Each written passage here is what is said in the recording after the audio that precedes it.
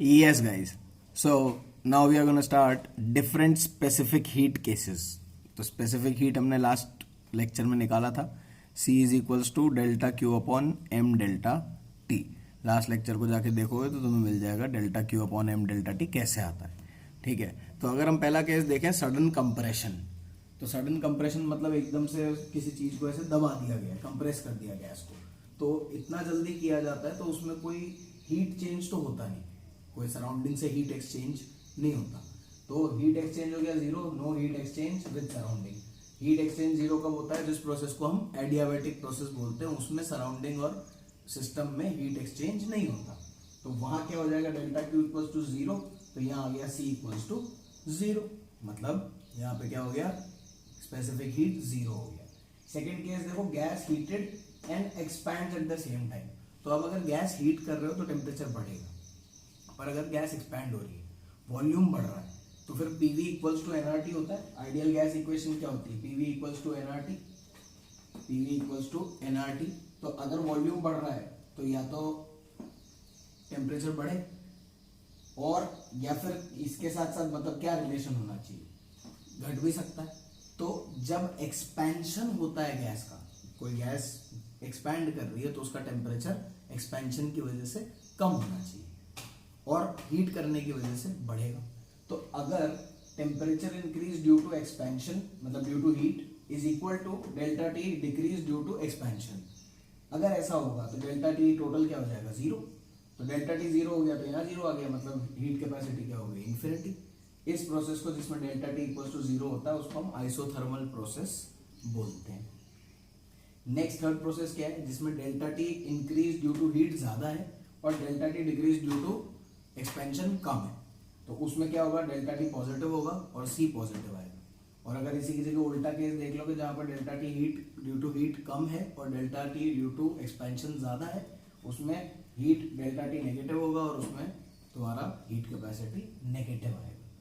तो ये जो चार चीजें हैं, चार केसेस हैं, ये हमें बताते हैं कि नेगेटिव भी हो सकता है, पॉजिटिव भी हो सकता है, इन्फिनिटी भी हो सकता है, जीरो भी हो सकता है, कुछ भी हो सकता है अपना हीट कैपेसिटी. ठीक है भाई साहब. अब देखते हैं फिफ्थ पॉसिबल केस क्या है? मिक्सचर. अगर दो गैसेस को मिला दिया जाए तो दो गैसेस N1 और N2 moles, molecular weight MW1 MW2, अगर मिक्स किया, टोटल मोल्स हो जाएंगे N1 plus N2, total mass हो जाएगा N1 MW1 plus N2 MW2 upon N1 plus M2. Cv क्या हो जाएगा? N1 Cv1 plus N2 Cv2 upon N1 plus N2, और Cp हो जाएगा N1 Cp1 plus N2 Cp2 upon N1 plus N2. हमने ideal gas की पूरी बात कर ली, पर शायद हमने इक्वेशन की बात नहीं करी थी. तो आइडियल गैस की इक्वेशन होती है पीवी इक्वल्स टू एनआरटी. तो उसके हिसाब से आइडियल गैस के हमने पहले बोला था कि वो गैस लॉज फॉलो करती है. तो आइडियल गैस के कुछ गैस लॉज होते हैं. वो गैस लॉज क्या होते हैं? पहला लॉ हम जो देख रहे हैं, चार्ल्स लॉ. तो चार्ल्स ने क्या बोला कि अगर आप प्रेशर को कांस्टेंट कर दो at P equals to constant, तो वॉल्यूम जो है वो डायरेक्टली प्रोपोर्शनल हो जाएगी टेम्परेचर के. V will be directly proportional to T. तो V1 by T1 is equals to V2 by T2. ये कंडीशन हो जाएगी. अब अगर ग्राफ बनाएंगे, V is directly proportional to T, तो V और T के ग्राफ कैसा आएगा? Straight line passing through origin. लेकिन ये ओरिजिन तक जाएगा नहीं क्योंकि एब्सोल्यूट टेम्परेचर जीरो पे तो हम ले ही नहीं पाते. देन प्रेशर का देखोगे, विद या तो T या V दोनों में से कुछ भी ले सकते हो. तो प्रेशर तो कांस्टेंट है क्योंकि एट कांस्टेंट प्रेशर तो चाहे टेम्परेचर बढ़े चाहे वॉल्यूम बढ़े, प्रेशर कांस्टेंट रहेगा. Next is PV with T या पीवी विद वी. तो पीवी क्या क्या होगा? प्रेशर तो कांस्टेंट है तो टेम्परेचर के साथ वॉल्यूम बढ़ेगा. टेम्परेचर के साथ मतलब चाहे वॉल्यूम के साथ ले लो चाहे टेम्परेचर के साथ ले लो, पीवी का वैल्यू क्या होगा? बढ़ेगा ही. तो ये हो गए चार्ल्स लॉ के graphs. Then we come to Boyle's law. Boyle's law ने क्या बोला कि अगर टेम्परेचर को कांस्टेंट कर दोगे भाई साहब तो क्या होगा? Pressure will be inversely proportional to volume. क्यों? देखो, टेम्परेचर कांस्टेंट तो ये पूरा टर्म कांस्टेंट, मतलब प्रेशर बढ़ेगा तो वॉल्यूम घटेगा, वॉल्यूम बढ़ेगा तो प्रेशर घटेगा. तो P1 V1 equals to P2 V2. अब अगर उसके ग्राफ देखें तो पीवी का ग्राफ बनाओ, चाहे प्रेशर के साथ चाहे वॉल्यूम के साथ बढ़ेगा ही, क्योंकि ये दोनों तो बढ़ रहे हैं या घट रहे हैं अपने आप से. प्रेशर और वॉल्यूम का ग्राफ बनाओ, इनवर्सली प्रोपोर्शनल है तो कैसा आएगा? ऐसा. इसी की जगह P और 1/V का ग्राफ बनाता तो यहाँ 1/V में आ जाता, क्योंकि यहाँ देख लो यहाँ पे प्रेशर और 1/v का ग्राफ बनाता तो वो स्ट्रेट लाइन आता। ऐसे ही अगर पीवी के साथ टी या पी के साथ टी या पी के साथ टी, किसी के साथ भी टी को वेरी कर लो, टी थोड़ी चेंज हो रहा है, टी तो कांस्टेंट है, तो ये सबके साथ टी क्या आएगा, कांस्टेंट स्ट्रेट लाइन। प्रेशर हो चाहे वॉल्यूम हो और इधर 1/p हो चाहे 1/v हो, ग्राफ कैसा आएगा, स्ट्रेट लाइन, जिसकी मैं बात कर रहा था अभी। Next is Gibbs law.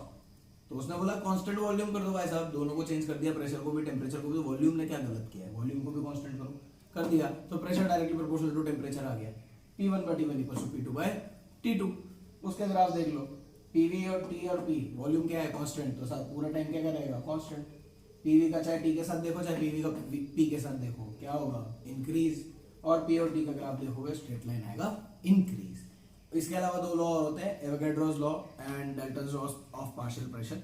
तो डाल्टन ने क्या बोला कि अगर गैस को आपने डाला है, 5-7 गैस एक साथ कंटेनर में डाल दी, तो सबका अपना अपना पार्शियल प्रेशर होगा। तो टोटल प्रेशर ऑफ गैस क्या होगा, इन सबका पार्शियल प्रेशर ऐड कर दो, टोटल प्रेशर आ जाएगा। एवोगैड्रो ने क्या बोला, कुछ नहीं बोला। नंबर ऑफ मॉलिक्यूल्स सेम होते हैं, उसने ये बोला।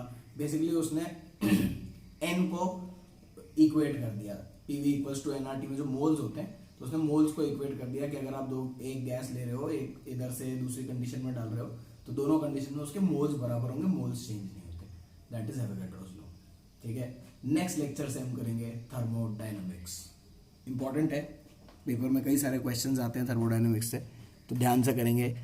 अभी जो यहाँ लिख रखा है उसको ध्यान से नोट कर लो, ये जो ग्राफ्स हैं, ग्राफ के रिलेटेड आपको क्वेश्चन आ सकता है।